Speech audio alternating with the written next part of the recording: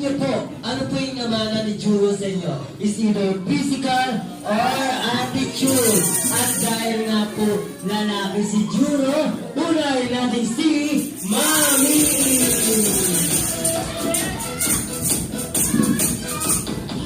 First one, Mami. Yung muna po na physical or attitude. First one. Namana niya sa akin, Toroy, grabe. Hindi, piling ko kamukha ko siya. Ay! Ako nga, maganda si Mami! Palakpakan nyo naman!